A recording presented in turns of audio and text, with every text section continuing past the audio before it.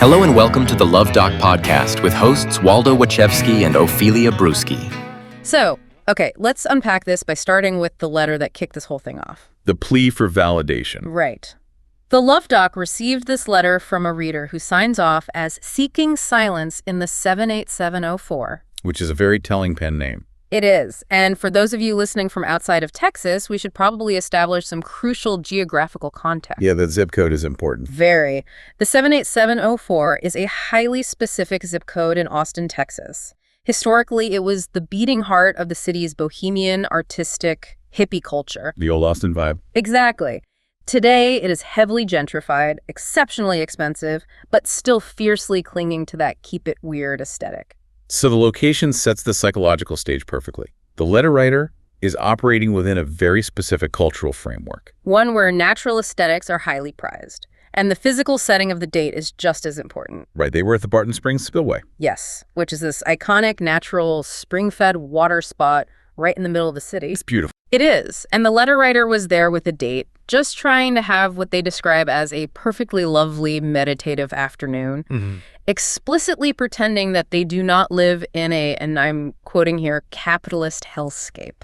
I mean, escapism is the primary function of these natural urban oasis environments, you know. Oh, totally. People flock to them specifically to shed the psychological weight of the city, which makes the concept of a shared public space so tricky. Because everyone wants their own slice of peace. Right. You go to a park, you find a patch of grass, you lay down your little woven blanket, and for the next 2 hours, you completely convince yourself that you somehow hold the deed to that exact 6x6 square of the earth. The temporary colonization of the picnic blanket. Exactly. You set up your water bottle and your sunglasses like little property markers. And the unwritten rule is that everyone else is supposed to respect those invisible borders. Right, but the conflict in our story arises because the intrusion isn't someone physically stepping on the blanket. No, it's acoustic. The meditative piece is entirely shattered because the date casually pulls out a Bluetooth speaker. The dreaded Bluetooth speaker in nature. And they decide to blast a playlist titled Lo-Fi Beats to Study/Relax To.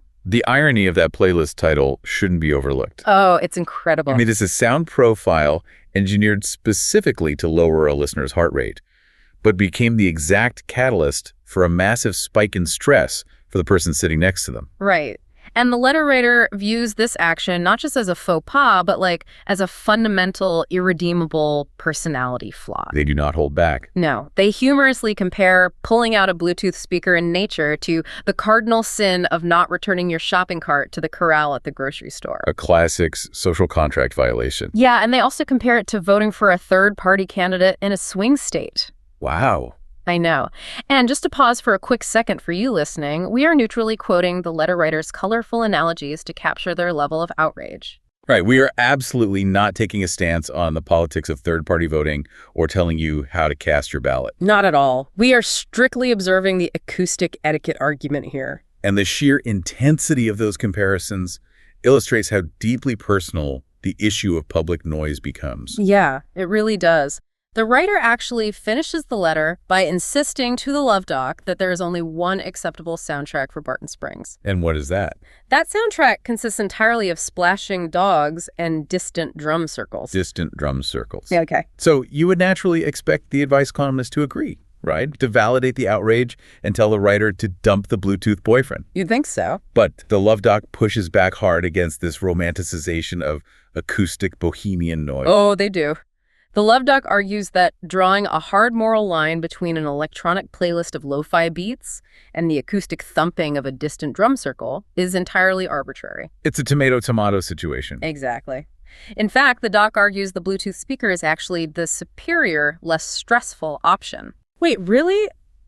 Less stressful than a drum circle? Yes. What's fascinating here is the psychological mechanism the doc taps into to explain why a distant drum circle is not the relaxing dream the letter writer thinks it is. Okay, lay it on me. It boils down to evolutionary psychology and how our brains process sound. Oh, wow. The doc points out that a distant drum circle creates a low-level, persistent anxiety. Because of the rhythm. Well, partly, but mainly because there is always the looming existential threat that the distant drum circle might decide to migrate and move closer to you. Oh my gosh, yes. It is the unpredictability of the threat. Precisely. Like a Bluetooth speaker is a stationary little plastic brick. You know exactly where the noise is coming from, and its volume is generally capped. Right. But a drum circle is a living, breathing, moving organism. That is terrifying when you put it like that. Well, think about the mechanics of human threat detection. Our auditory system evolved to monitor our environment for predators and threats. Especially things we can't see yet. Right. Particularly when those threats are out of our line of sight. So when our brains hear a stationary sound, we map it, categorize it, and eventually we can habituate to it. We just tune it out. Exactly. We tune it out. But when a sound is moving, especially a complex, unpredictable rhythm, like a group of people hitting drums, it triggers a micro fight-or-flight response. Because your brain is like, wait, is that getting closer? Yes. Your brain refuses to tune it out because it needs to track the trajectory.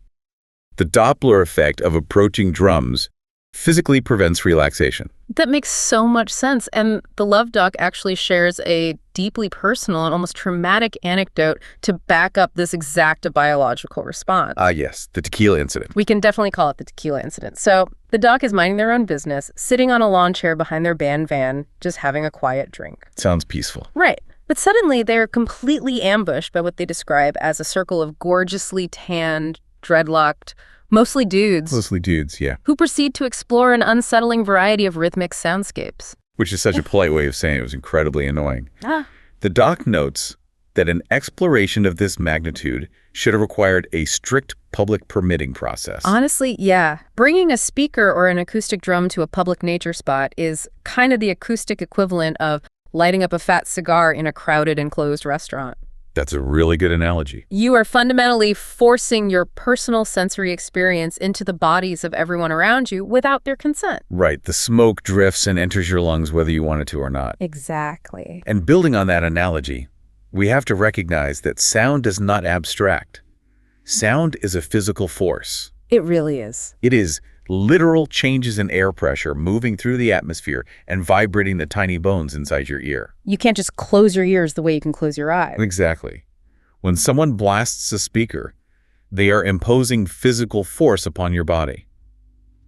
The Love Doc summarizes this perfectly with a brilliant quote. Sarah. Exploring rhythms is not a victimless endeavor. Exploring rhythms is not a victimless endeavor. Wow. That observation brings us into the broader, thornier issue of public boundaries. Right, because the doc isn't just analyzing drums or speakers. No, they are analyzing the entire ecosystem of public performance and captive audiences. This raises an important question for you to consider as you listen. What are the unwritten social contracts of our shared public spaces? That is the million-dollar question. Right. We all acknowledge that entering a public park means accepting that public interactions will occur. You can't expect it to be an empty vacuum. No. However, the friction happens when we try to define the boundary between a vibrant community ambiance and suddenly realizing you have been drafted as an unwilling participant in someone else's activity. Which happens all the time. The Love Doc lists several other public space violations that technically aren't illegal, but absolutely shatter your peace. Like what? Well, being forced to witness a, quote, random lusty couple explore their sensuality on a picnic blanket, for instance. Oh, awkward. Very awkward. Yeah.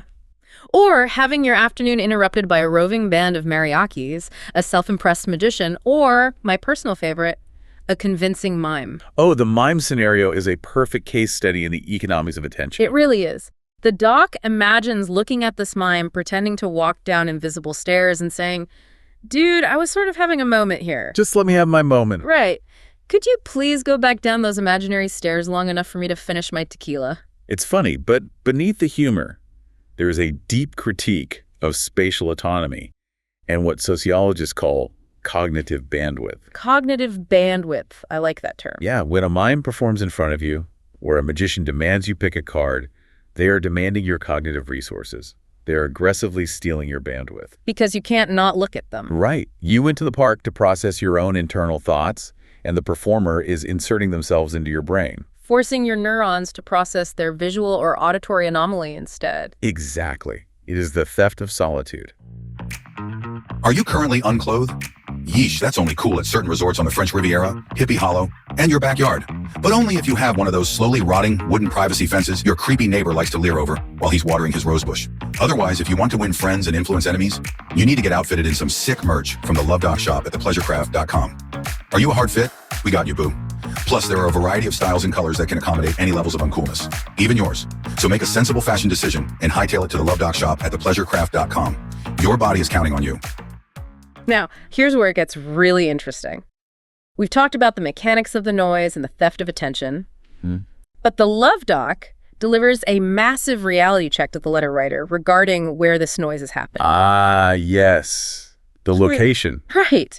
The writer was outraged that their meditative afternoon was ruined at the Barton Springs spillway. But the Doc points out that Barton Springs hasn't been a meditative secret since the early 90s. Not at all? It is an internationally known tourist destination now. Yeah, the Doc paints a brutally honest picture of what the spillway actually is in reality today. It's not a Zen garden anymore. No, it's a place meant for taking mid-air Instagram jump photos and letting out ear-piercing shrieks because the spring water is freezing cold. Which is a very different vibe from splashing dogs and distant drums. Completely different. But wait, I have to play devil's advocate and defend the letter writer here for a second. Okay, go here. If you grew up in the 78704 or you lived there 20 years ago, you actually do remember a time when Barton Springs was relatively quiet. Sure, it was a local hippie hangout. Right. So the letter writer is trying to participate in the historical memory of their own city.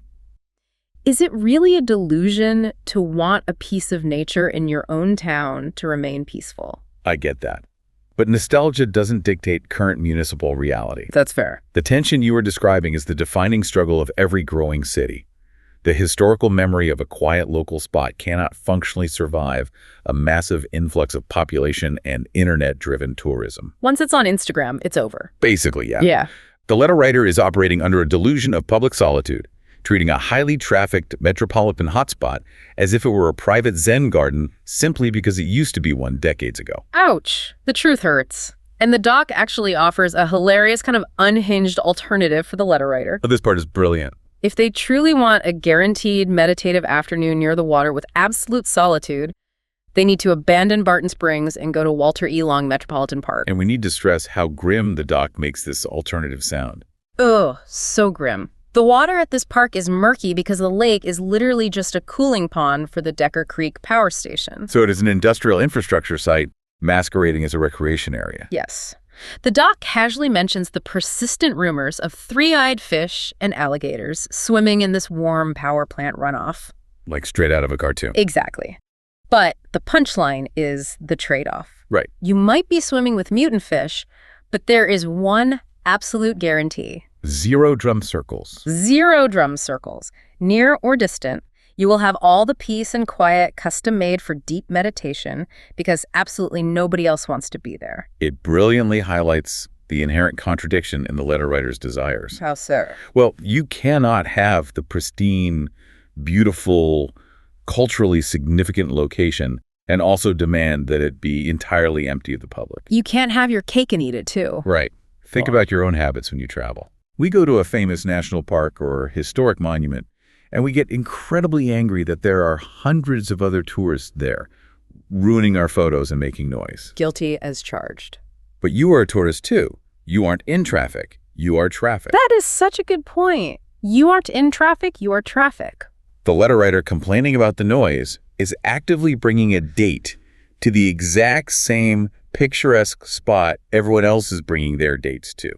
Yeah, we possess a powerful psychological bias to view ourselves as the main character of reality, don't we? Oh, absolutely. Treating everyone else as extras or obstacles. The letter writer naturally views their own desire for silence as noble and morally correct, while viewing the date's desire to play lo-fi beats or the tourist's desire to shriek in the cold water as a moral failing. Exactly. But the narrative of this advice column takes one final, incredibly surprising pivot. It really takes a turn. After defending the reality of public noise, explaining the anxiety of drum circles, and mocking the choice of venue, the Love Doc ultimately issues a verdict on the Bluetooth speaker itself. And what's the verdict?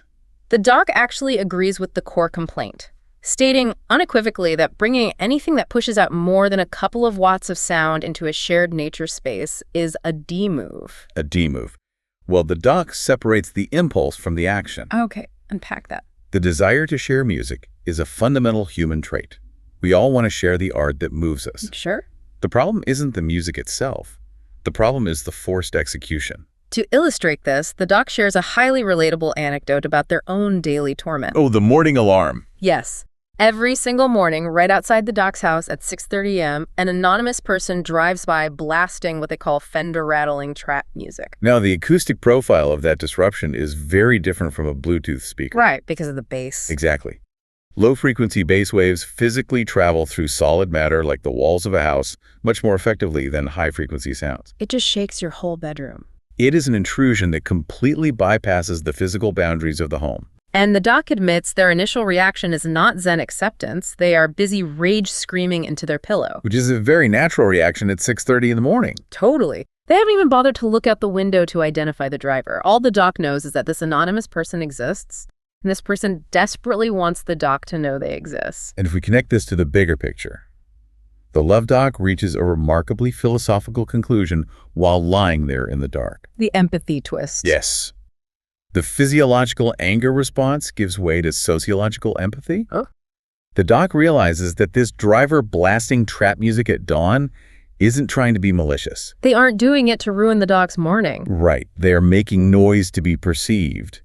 And the doc writes this incredible line. Oh, read it. It's so good. It's a lonely world out there. Okay. If you can connect with someone in a positive way through an unsolicited torrent of trap music, who am I to sleep in your way? Who am I to sleep in your way? I mean, finding a line with that much stunning empathy buried in an advice column about a bad date is amazing.